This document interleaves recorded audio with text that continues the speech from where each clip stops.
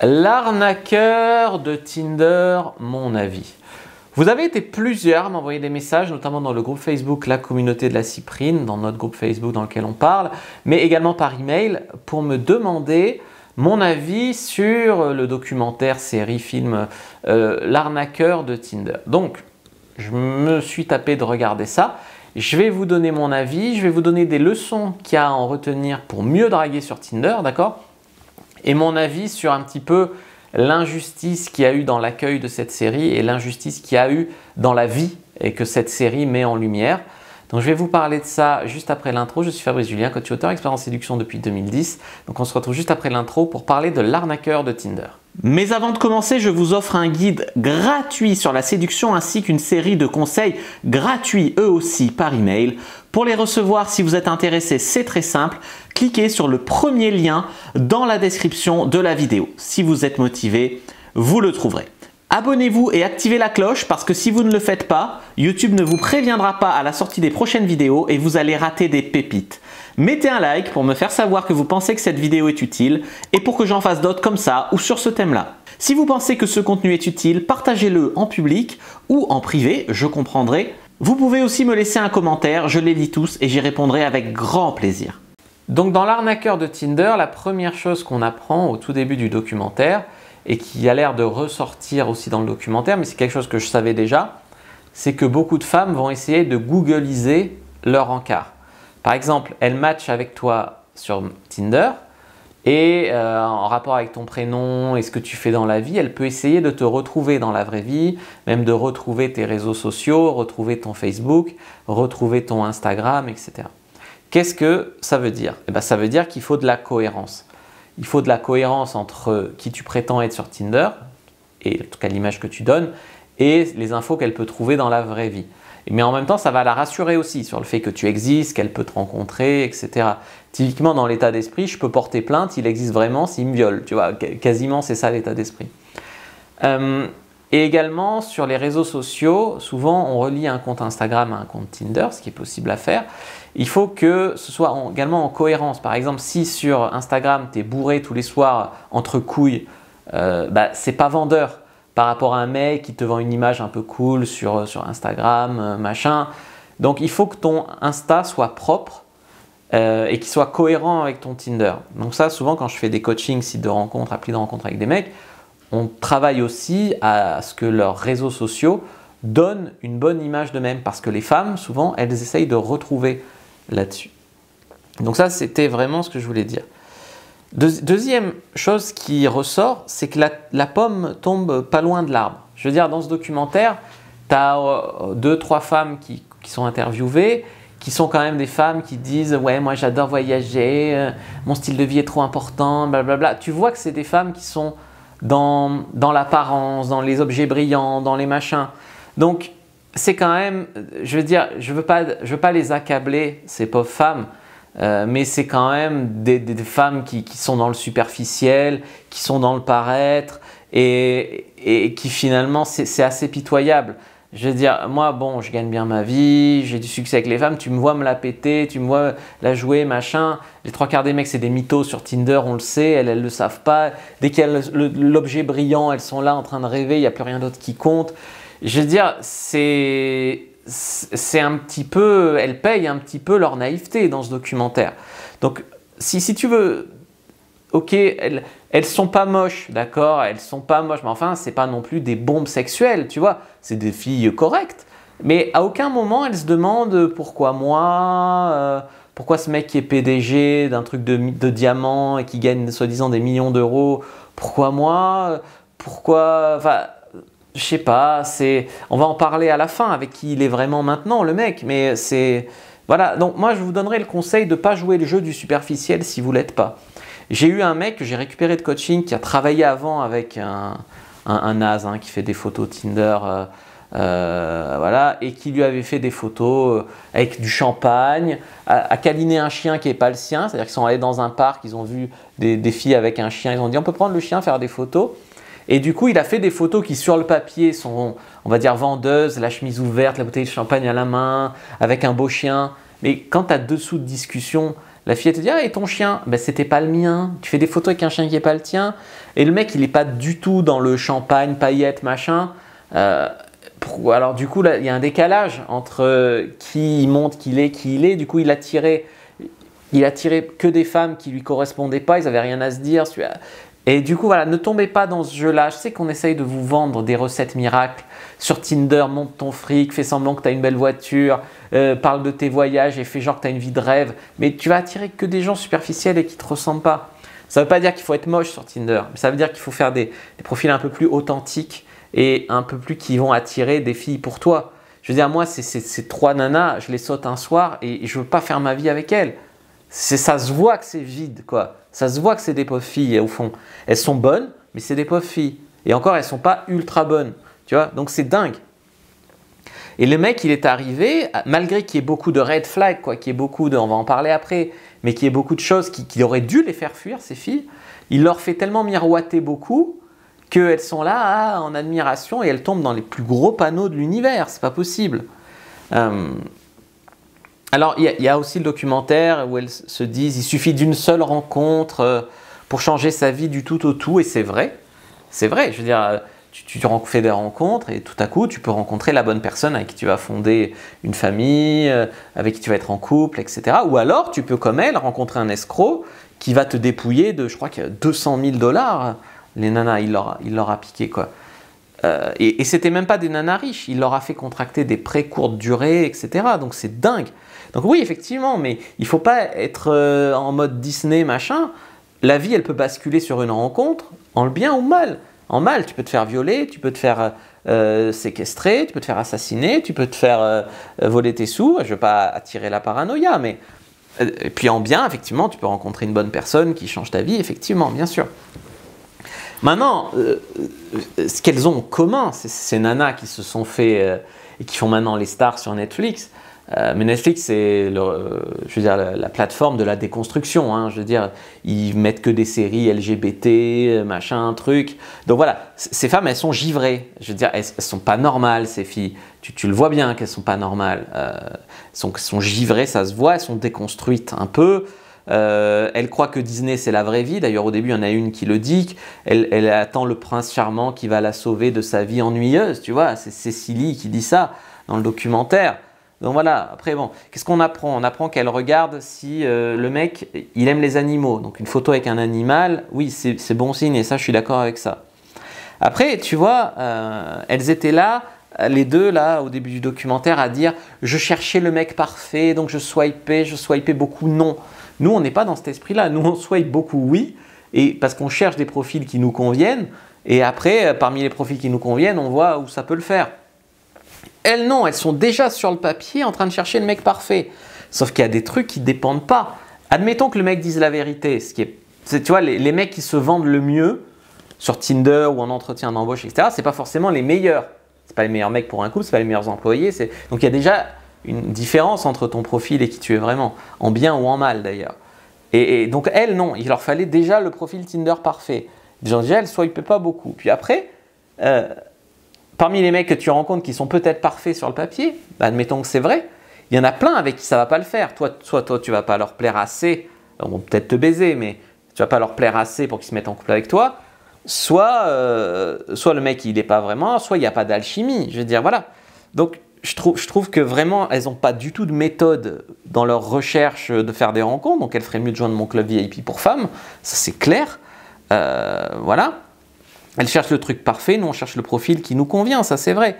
Mais je veux dire, c'est givré de partir en avion comme ça pour un inconnu qui te prend un billet d'avion n'importe où, tu sais pas. Aller prendre l'avion pour rencontrer n'importe quel inconnu. Tu te rends compte que ça va pas déjà à ce stade. Le mec, il a amené son ex au premier rendez-vous. Soi-disant, il était homme d'affaires pressé, machin. Il y a son ex au premier rendez-vous. Il te dit qu'il a fait de la prison dans une prison, je sais plus quoi, israélienne, je crois. Il te dit qu'il a fait de la prison. Il amène son ex au premier rendez-vous. Il te dit qu'il trempe dans des affaires louches, tout ça. Mais fuis. Je veux dire, t'es une nana normale, fuis. Enfin, c'est pas normal hein, qu'un mec te dise ça. Elle, non. Il y a quelques critères chez lui qui a fait tilt. Alors peut-être l'argent, mais apparemment de ce qu'elles en disaient, c'était que c'est un mec qui voyage beaucoup, c'est un mec important. Elle te disait même pas qu'il était beau, hein, même pas. Hein. Elle disait il est un peu trop petit pour moi, mais voilà. Quelques critères qui leur font penser que c'est l'homme idéal, et après elle tolère tous ces trucs de taré, quoi. Réveillez-vous, quoi. Mais ça va trop vite. Tout va trop vite. C'est l'intérêt pour les femmes d'avoir des repères. Tout va trop vite. Et tu vois, ça m'a fait penser à un mec que j'avais coaché qui était un footballeur, donc qui brassait quand même du fric, qui brassait des milieux, des restos un peu riches, tout ça, et qui avait un problème parce qu'il attirait des nanas, mais il ne savait pas, en plus sexuellement, il avait des soucis, ce qui fait que les nanas se moquaient un peu de lui entre elles, mais les nanas profitaient un peu de lui pour être emmenées dans ces endroits, machin.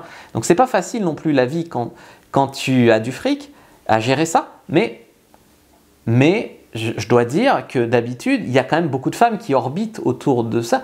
Donc pourquoi lui, il va sur Tinder, il paye des billets d'avion à n'importe quelle nana avec qui il tchatche un peu? C'est pas crédible, c'est pas très crédible, tu vois. Mais elles n'avaient pas de repères, elles étaient un peu désespérées, elles sont tombées vraiment dans le panneau, quoi. Je veux dire, après, le mec, il a changé ses photos Tinder. Elle lui a dit que ça lui a fait de la peine, mais elle est allée lui envoyer des messages, machin. Quand un mec ou une fille change ses photos Tinder, c'est qu'elle continue ou qu'il continue de chercher d'autres personnes. Même s'il te dit le contraire, mais non, j'ai quitté Tinder, c'est pas vrai, il t'endort, il te dit n'importe quoi. J'ai été ce mec-là, donc je sais de quoi je parle. Voilà. Alors, une leçon autant pour les hommes que pour les femmes, parce qu'il y a des hommes désespérés, des vieux garçons frustrés et tout, qui envoient du fric à des Ukrainiennes, soi-disant, et que le fric il disparaît, c'est pareil. Ne jamais envoyer de fric. D'accord? Elles ont contracté des prêts avec une histoire de fou. Les nanas, elles ont tellement pas de vie qu'il leur a fait l'impression de vivre un film, et elles, n'importe quoi, mais n'importe quoi.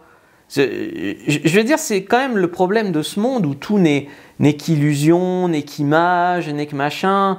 Les nanas, elles ont l'air vexées quand on dit que c'est des filles à champagne. Oui, c'est des filles à champagne.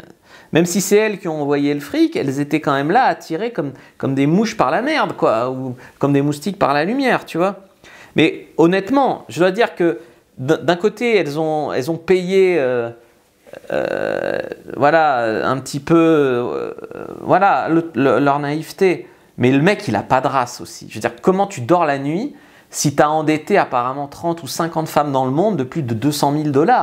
Je veux dire, t'as quand même pas de race, quoi.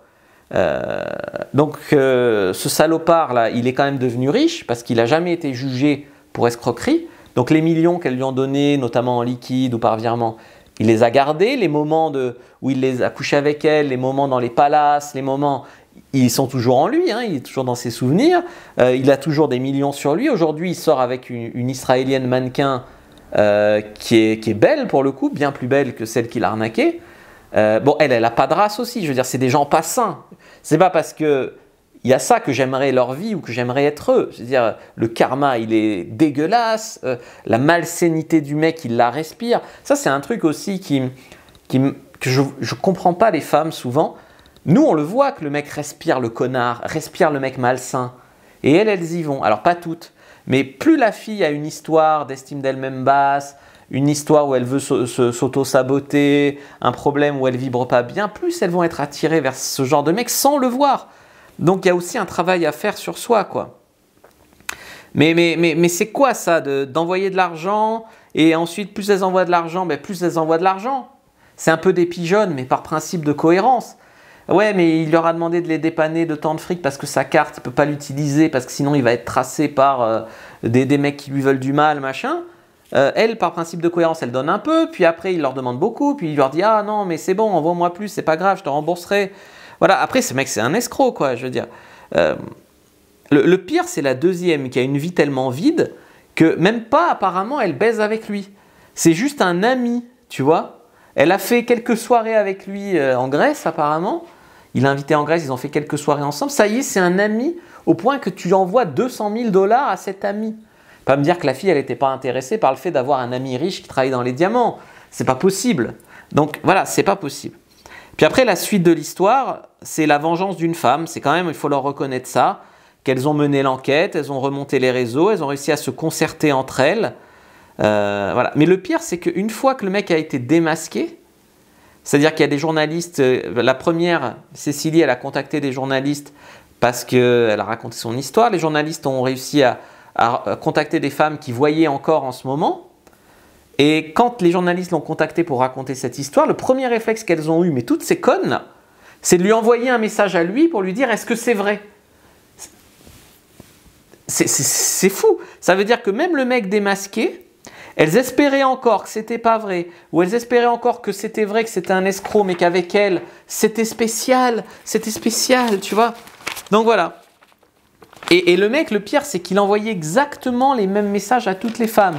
Bonjour mon amour, je veux des enfants avec toi, machin. Que ce soit Pernia, Cécilie ou les autres, toutes. Alors, est-ce que c'était des idiotes? Oui. Oui, une naïveté incroyable. Manque de repères, manque de tout. Mais il faut refaire toute l'éducation des relations hommes-femmes chez ces femmes. Est-ce qu'elles étaient attirées par les paillettes, par le fait qu'il avait des habits de marque, machin? Sans doute, même si ça n'a pas été admis dans le documentaire, sans doute. Sans doute. Parce que côté prince charmant, Disney, machin, naïveté aussi. Pas les pieds sur terre. Voilà, les filles, c'est pas des bombes. Pourquoi elles? Je veux dire, il est beaucoup plus en adéquation avec la salope mannequin israélienne qui profite de son fric aujourd'hui, avec la conscience tranquille, que tout ça. Je veux dire. Alors sur Tinder, on bannit tout le monde. Moi, j'ai eu des coachés, moi-même, j'ai été déjà banni de Tinder. On bannit tout le monde parce que tu as une photo un peu sexy ou parce que tu as dit que tu étais libertin ou parce qu'une LGBT s'est sentie frustrée par ton site internet. On te bannit de Tinder à toutes les sauces.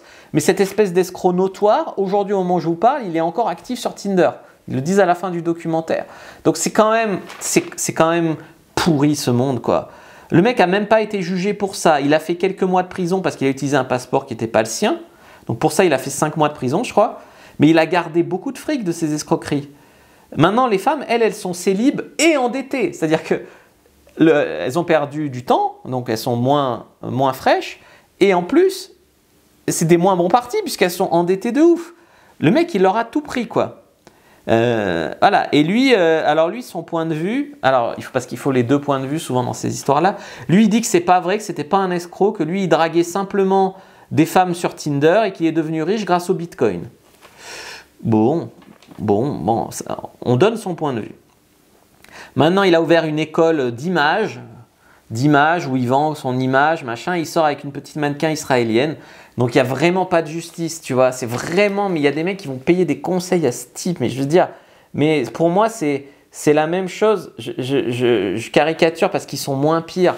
Mais que ce soit Dragueur de Paris ou Corda, ils sont malsains, ils respirent la malsainité, ils disent sur leur page de vente comment forcer une femme à matcher avec toi. C'est des promesses mensongères, c'est des mecs que j'ai connus sur le terrain, je veux dire, ils savent que je sais, donc ils essayent de taper un peu sur moi, mais ils savent que je sais, donc je ne m'abaisserai pas à faire comme eux. Mais voilà, ils sont moins pires que ce mec-là, tu vois. Pourtant, je veux dire, il y a des mecs qui foncent, mais ça respire la malsainité, ça respire côté malsain tout ça. Donc non, je ne comprends pas. Pourtant, je suis pas à faire la morale, hein, mais quand c'est malsain, pervers et tout, menteur, mytho, ça se voit. Donc là, ça se voit. Voilà. Donc moi, je dirais que ce documentaire, L'arnaqueur de Tinder, c'est pitoyable de naïveté sur ces femmes-là.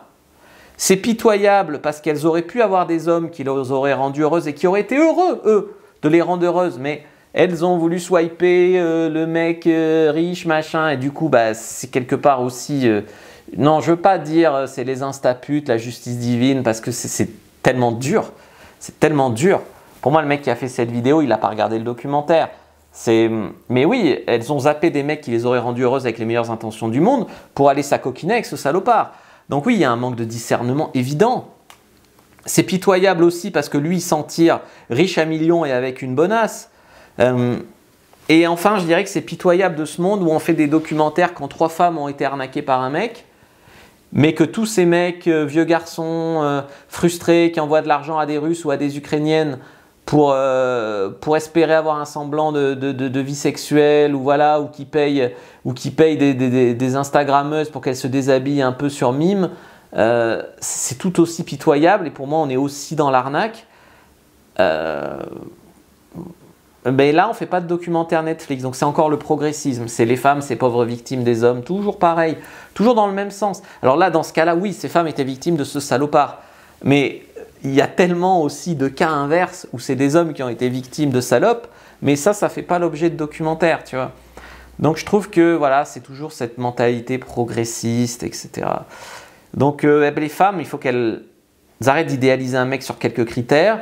Il faut qu'elles soient moins dans le superficiel et plus dans l'authenticité. Et quand il y a des putains de red flags, qu'un mec te mente, un mec amène son ex, qu'un mec va en prison, qu'un mec te demande du fric, qu'un mec machin, mais fuyez quoi, je veux dire, soyez pas connes non plus. Enfin voilà. Voilà, comme quoi mon métier de coach en séduction a de l'avenir quand tu vois ça. C'est sûr que je fais des vidéos et que vous qui me regardez, vous tomberiez pas dans des panneaux aussi gros, mais tellement de monde, je veux dire, les 200 000 € d'aide qu'elles ont contracté, elles auraient mieux fait de me donner 1 000 €, de faire une formation haut de gamme, un accompagnement, et ça leur serait pas arrivé, quoi. Enfin bref. Allez, je vous dis à bientôt et que le dieu de la séduction soit avec vous, les amis. Dites-moi votre avis dans les commentaires sur l'arnaqueur Tinder, ce que vous en avez pensé, les leçons que vous en retenez.